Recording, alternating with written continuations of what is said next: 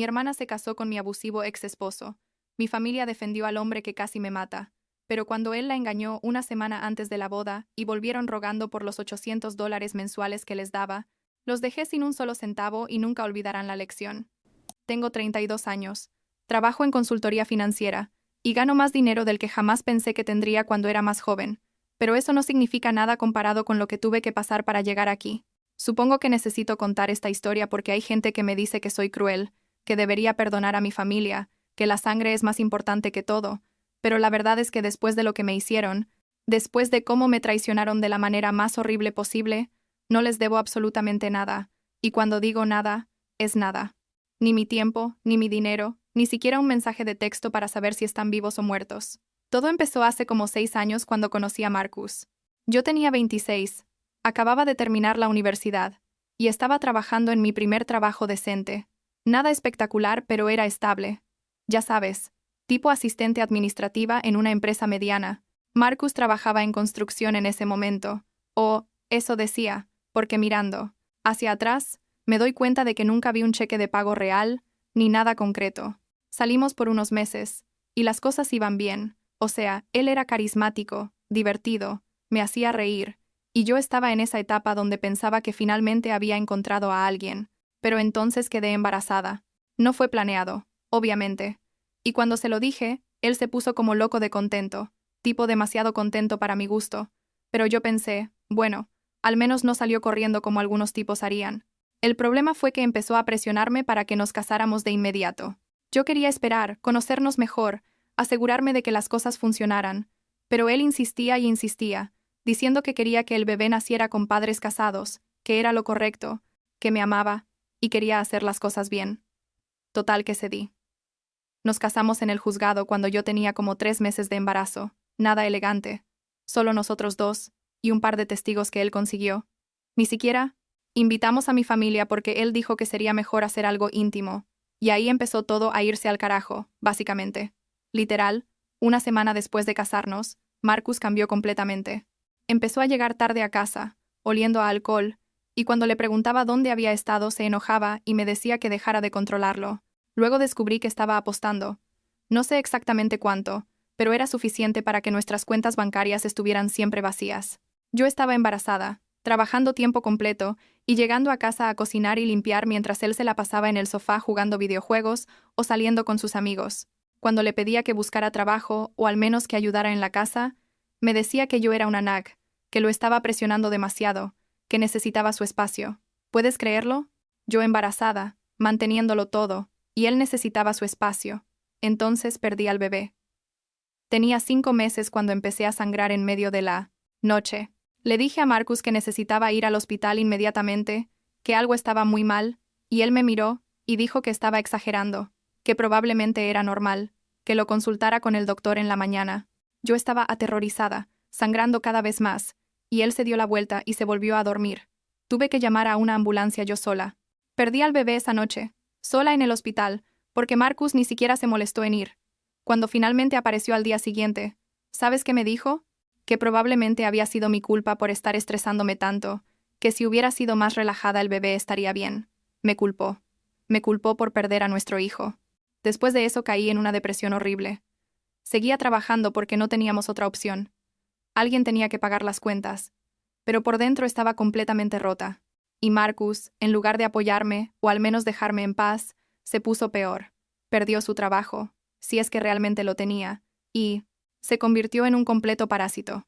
Yo salía a trabajar a las 7 de la mañana y volvía a las 6 de la tarde para encontrarlo exactamente en la misma posición donde lo había dejado, frente a la tele o la computadora, rodeado de latas de cerveza y platos sucios. La casa era un desastre. Él era un desastre. Y yo estaba pagando todo, absolutamente todo, mientras él ni siquiera se molestaba en buscar trabajo. Las cosas se pusieron tan mal que intenté suicidarme. 2 veces.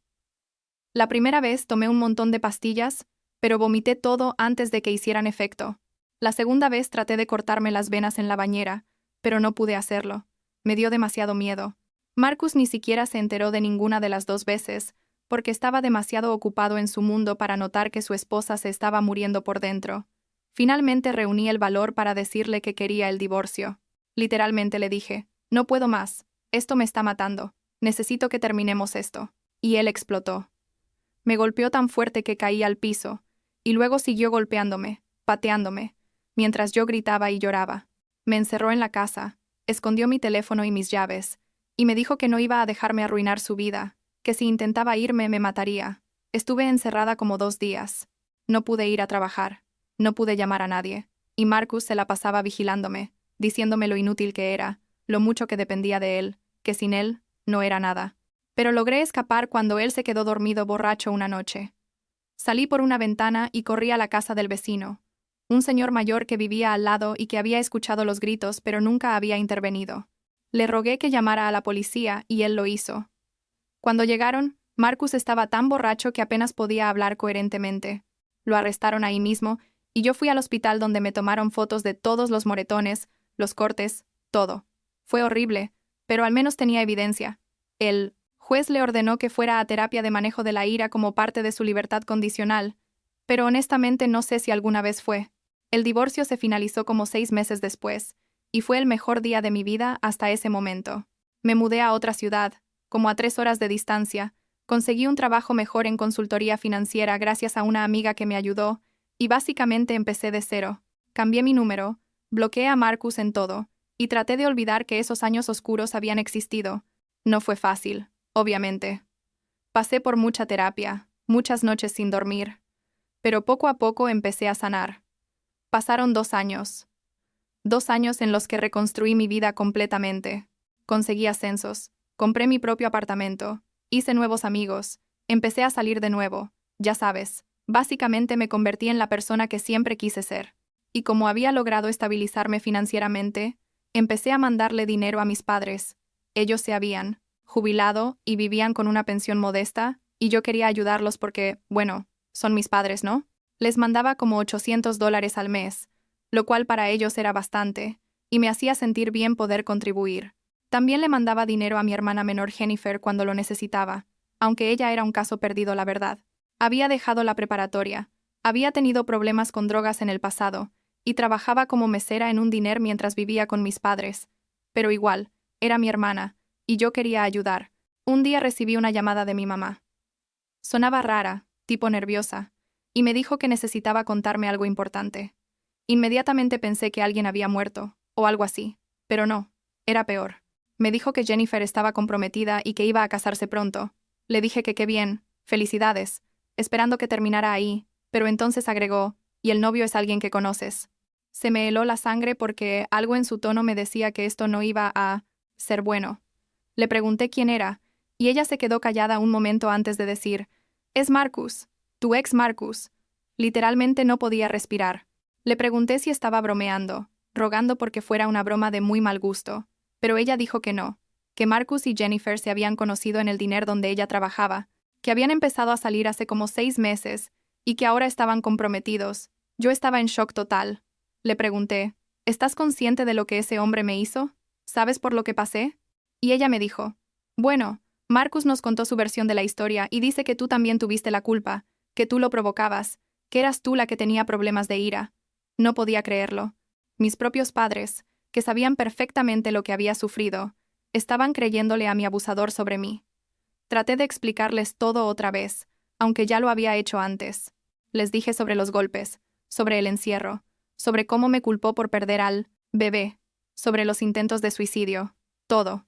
Mi papá se metió en la conversación y dijo que la gente puede cambiar, que Marcus había madurado, que estaba yendo a terapia ahora, lo cual dudaba muchísimo, y que no era justo que yo tratara de arruinar la felicidad de mi hermana, solo porque yo no pude hacer que mi matrimonio funcionara.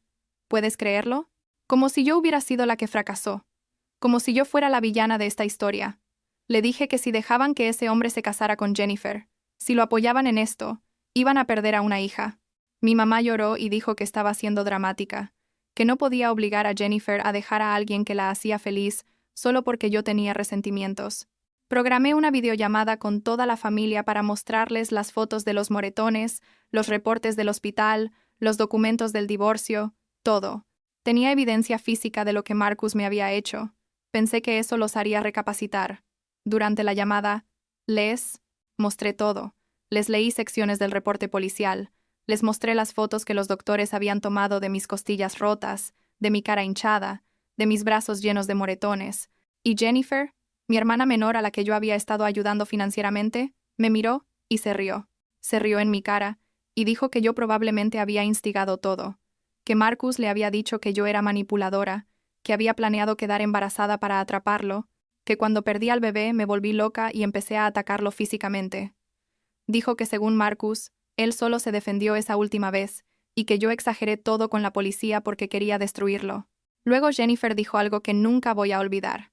Dijo, además Sara, admítelo, perdiste al bebé porque probablemente ni siquiera era de Marcus, probablemente era de algún tipo con el que andabas revolcándote, y tu cuerpo lo rechazó. Se burló de mi bebé muerto. Mi hermana se burló de mi bebé muerto para defender a mí, abusador. Yo estaba llorando, temblando de rabia e incredulidad, y mis padres no dijeron nada, no la callaron, no me defendieron, solo se quedaron ahí en silencio, mientras Jennifer seguía diciéndome que era una mentirosa, que era una perra celosa, que no podía soportar ver a otros felices. Les dije que si seguían adelante con esto, si dejaban que Marcus se convirtiera en parte de la familia, yo me iba para siempre. Mi papá me dijo que estaba siendo egoísta, que no todo era sobre mí, que Jennifer tenía derecho a ser feliz. Le dije perfecto, que sean felices sin mí entonces, y colgué. Al día siguiente me enteré por un primo que mis padres estaban planeando dejar que Marcus se mudara a su casa después de la boda, porque Marcus y Jennifer no tenían suficiente dinero para un apartamento propio. O sea, el mismo hombre que casi me mata iba a vivir en la casa de mis padres, durmiendo en el cuarto de al lado de donde yo había crecido. Bloqueé a todos. A mis padres, a Jennifer, a tíos y primos que empezaron a mandarme mensajes diciéndome que estaba exagerando, que debía darle una oportunidad a Marcus, que la familia es lo más importante. Dejé de mandar dinero inmediatamente. Ni un centavo más. ¿Y sabes qué? Tuvieron el descaro de llamarme desde números desconocidos para preguntarme dónde estaba su dinero mensual. Jennifer me mandó un mensaje antes de que la bloqueara diciendo, solo porque tú y Marcus no funcionaron no significa que yo no pueda recibir mi ayuda. Todavía necesito ese dinero. Le respondí que le pidiera a su maravilloso prometido que la mantuviera, y la bloqueé para siempre. Como 2 meses después, mi primo, el único de la familia que seguía hablando conmigo, porque él también pensaba que mis padres estaban locos, me llamó casi muriéndose de risa. Resulta que Jennifer había encontrado a Marcus cogiendo con otra mesera del diner, literal una semana antes de la boda. Lo cachó en su carro, en el estacionamiento del mismo lugar donde trabajaban. Hubo un escándalo enorme. Jennifer le tiró todas sus cosas a la calle. Mis padres tuvieron que sacar a Marcus de la casa porque Jennifer estaba histérica, y la boda obviamente se canceló. Mi primo me dijo que Jennifer no paraba de llorar, diciendo que cómo era posible que Marcus le hubiera hecho eso, que ella lo había defendido contra todos, que había cortado contacto conmigo por él. Y yo solo pensaba, bienvenida al club, ahora sabes cómo se siente. Después de que Marcus se fue, mis padres empezaron a tratar de contactarme otra vez, a través de otros familiares, mandando mensajes de, necesitamos hablar contigo, es importante, por favor llámanos. Los ignoré todos. 3 meses después de eso, mi primo me avisó que Jennifer había caído en depresión severa y había vuelto a las drogas, que mis padres estaban desesperados porque no podían manejarla y no tenían dinero para un buen tratamiento. Mi primo me preguntó si consideraría ayudar, y le dije que absolutamente no, que ellos habían elegido su camino, y ahora tenían que vivir con las consecuencias. Como 6 meses después del drama, recibí un email de mi papá desde una cuenta que yo no conocía, así que pasó mis filtros. Era largo, tipo 3 páginas, pero básicamente decía que lo sentía mucho por no haberme creído, que ahora entendían que yo tenía razón sobre Marcus todo el tiempo, que Jennifer estaba destruida y necesitaba ayuda, y que además él había tenido un accidente en la casa y había tenido que ir al hospital, tenían deudas médicas, y podría yo por favor ayudarlos financieramente como solía hacerlo. Al final del email decía algo como, sé que cometimos errores, pero sigue siendo nuestra hija, y la familia se perdona y se apoya mutuamente en los momentos difíciles. La verdad es que cuando leí ese email sentí muchas cosas al mismo tiempo. Parte de mí, esa parte que todavía era la niña que amaba a sus padres, quería responder, quería ayudar, quería creer que finalmente habían entendido. Pero luego me di cuenta de algo. No estaban pidiendo perdón por haberme traicionado, por haber dudado de mí, por haber dejado que mi hermana se burlara de mi bebé muerto mientras ellos no decían nada. Estaban pidiendo perdón porque lo necesitaban, porque Jennifer era un desastre, porque tenían deudas, porque ya no tenían mi dinero mensual. Si yo todavía estuviera destruida, si todavía fuera esa mujer rota que trabajaba en ese trabajo mediocre, si no tuviera dinero para darles, ¿me habrían contactado? Probablemente no. Ni siquiera les respondí. Simplemente agregué esa dirección de email a mi lista de bloqueados y seguí con mi vida. Mi primo a veces me da actualizaciones, aunque yo no se las pida. Tipo Jennifer sigue viviendo con ellos, trabajando cuando puede entre recaídas. Mis padres están lidiando con sus problemas de salud con lo que tienen, y aparentemente siguen esperando que algún día yo regrese. Pero yo no voy a regresar. No porque sea rencorosa o porque no pueda perdonar, sino porque finalmente entendí algo importante. No les debo nada a personas que eligieron creer en mi abusador sobre mí, que permitieron que se burlaran de mi trauma, que solo me buscan cuando necesitan algo. Ahora tengo una vida que nunca pensé que tendría. Conocí a alguien increíble hace como un año, alguien que me trata con respeto, que entiende por lo que pasé, que nunca me ha puesto una mano encima ni ha levantado la voz. Tengo un trabajo que amo, gano bien, vivo en un apartamento hermoso, viajo cuando quiero, y lo más importante, tengo paz. No me despierto con ansiedad, no camino sobre cáscaras de huevo, no tengo que esconder moretones o inventar excusas. Soy libre. Y esa libertad la conseguí cortando de raíz todo lo que me hacía daño, incluyendo a la familia que eligió a mi abusador sobre mí. A veces la gente me dice que soy fría, que debería darles otra oportunidad, que el perdón es importante, y tal vez tienen razón.